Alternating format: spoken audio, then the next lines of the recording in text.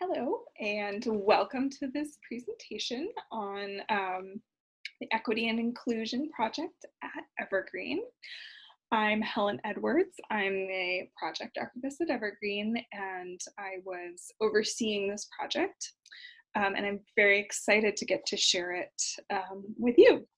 So I want to talk a little bit about the Evergreen digital collections. I'm sure you know, at least I hope that you do, that Evergreen has a physical archives where you can find all kinds of material relating to the origin of the college, and different student organizations and all kinds of different things. Very exciting. But we also have a digital side of that, which we created in 2019. It's hosted online, and you can go to the URL, which is collections.evergreen.edu. And it currently has up to 2,538 items. We're hoping to add to it. So it's got student newspapers, it's got photographs, it's got all kinds of different things on there. We're hoping to add more as we go along. It's also got online exhibitions, which I'll talk a little bit about later on in the presentation. But it's fun. You can go look at those, and hopefully there will be a way soon to create your own, which is, we're hoping for engagement with students, faculty, our wider Evergreen community. So the Equity Project itself, to talk about our digital collection a little bit. Currently, we have over 53,000 digital images, over 23,000 digital text documents, over 1,000 audio files, and over 300 video files. So there's a lot there, and it's all on a server that we have, which isn't very well organized. Things are kind of everywhere, and some of them are labeled in some ways and some of them are labeled in other ways, and there are lots of duplicates, to the point that we're not sure in terms of individual items how many that we have on the server. So the other aspect of this is that Evergreen has been home to various equity-related institutions: Labor Center, the Evergreen Longhouse Cultural Center, the Native Pathways Program, the Northwest Indian Applied Research Institute, the First Peoples Coalition, and many, many, many more, over a broad spectrum of issues. And part of this project, we wanted to highlight these groups, this work that people have been doing over the years since the inception of Evergreen. And we wanted people to see, what's been done and maybe what hasn't been done and what could be done. So we got this grant from the Washington State Library to fund this project that I'm going to talk to you about. So the material, as I've said, has been sort of collected very haphazardly.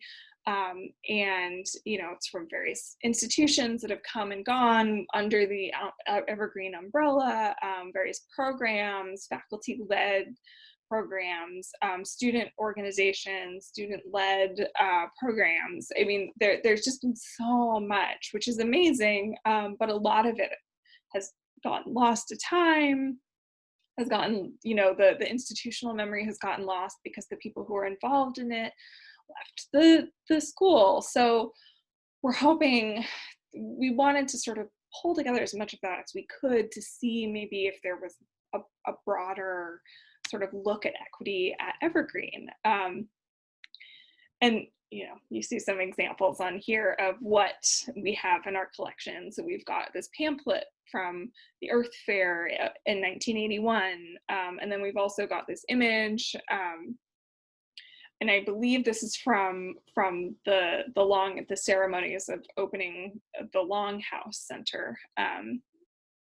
So the project itself, so once we got this grant, we wanted to we had this online digital collection platform, and we wanted to create a collection surrounding this equity and inclusion programs and items that are part of Evergreen's history. So the original outputs that we had decided for the project were 500 publicly available records, an online exhibition, a lesson plan to go with the online exhibition, and then a presentation sort of opening to share with the college. Of course, that sort of got knocked on its head by COVID. So what we ended up doing, we had 1,046 items total that we uploaded, which are publicly available. You can go online, you can check them out. And we created 3 lesson plans for 3 different online exhibitions that we put together. So it was very exciting. We got to do a lot more than we thought we were going to be able to originally, which was great.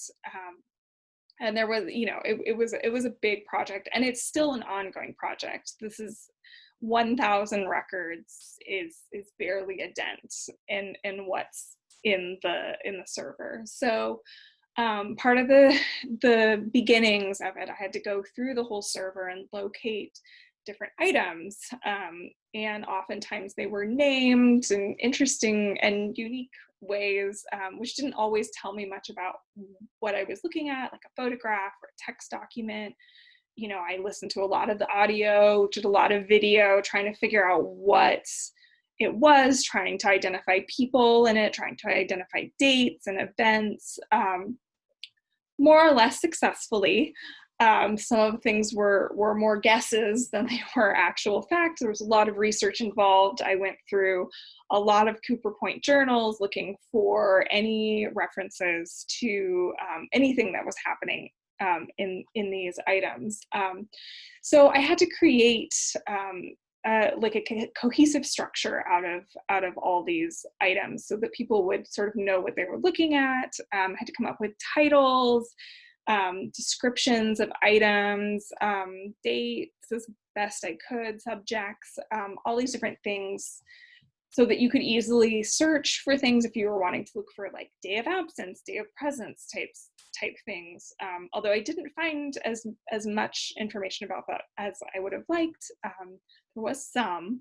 So anyways, it was a big project, and it was spread out over 10 months. A lot of it I ended up deleting tons of duplicates. There was so many duplicate items, which is a little upsetting because you were hoping that, oh, hey, all these thousands of items, and then you find out that it really is only 500 because there's like 3 duplicates for an item.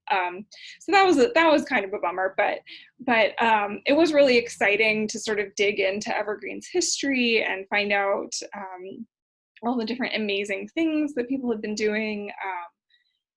And that was really exciting, and I hope that people go on and they look at sort of what we did, and maybe some help there.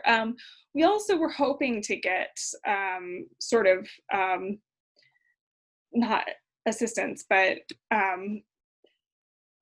different organizations on campus, like the Native Pathways Program or the Longhouse, might have more institutional memory about some of the things that we found. And so we've been hoping in the future that we can sort of maybe get student workers or somebody from those different groups to work on the project, because their institutional memory will provide valuable information for all of us, and it's an exciting possibilities for looking at Evergreen's history.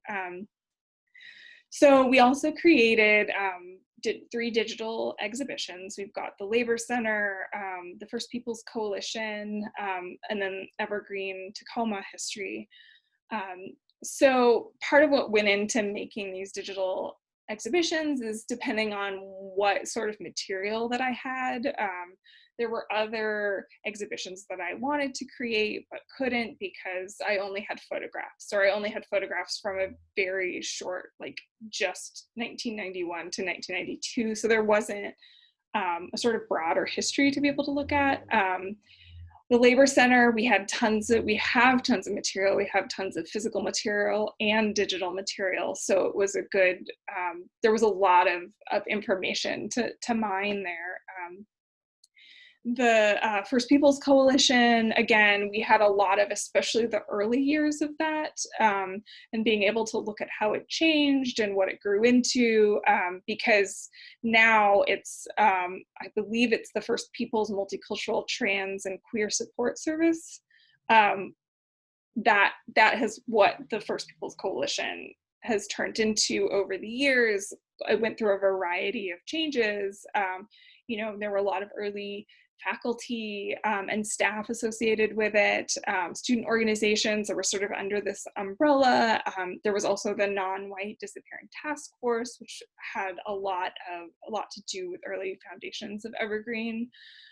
So there's a lot of material there, a lot of photographs, a lot of text documents, which is very exciting to be able to look at the origins of something that has been really amazing for Evergreen. And of course, the Tacoma campus is a big deal. The history of it is really fascinating. Maxine Mims is such a big deal on the Tacoma campus, but also the Olympia campus as well. She's kind of icon. So getting to look into that and her early years, but also the way Tacoma's morphed and changed and grown. There was a lot of fun photographs, some just different,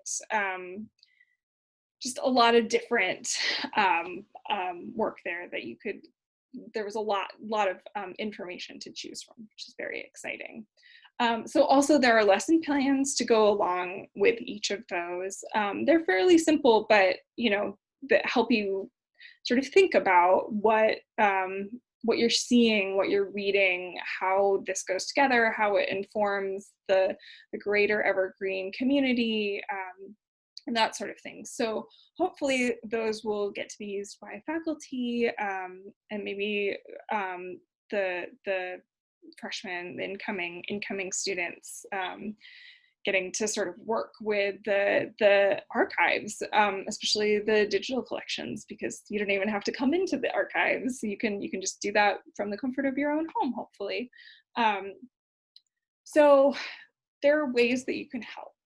It depends on who you are. It depends on what your institutional knowledge is. We would love to know who people are in photographs, what is the history behind a lot of the items that we have. Honestly, I only found like a quarter of the history and the description that I wanted, to be able to tell the stories of Evergreen. And we know that there are people out there who have this institutional knowledge, who know about these student organizations, that know how things changed. Why did it change? Why did the names change? Why did this change? Where did this come from? So we really would love some of that context. So if you happen to be looking through these items and you see somewhere something about that item, we would love for you to email us, archives@evergreen.edu, and let us know, and get, share your knowledge, if you will. We would love that. That would be amazing. So just wanted to, make sure that, this project was funded by Washington State Library. We appreciate the grant. We are so excited about what we've been able to do so far, and we hope that we're able to do more because there is so much more material on those servers and to be digitized um, in our physical holdings. So we hope that maybe you get excited to be part of this, and we look forward to seeing you hopefully in person at some point in the archives. Thank you so much.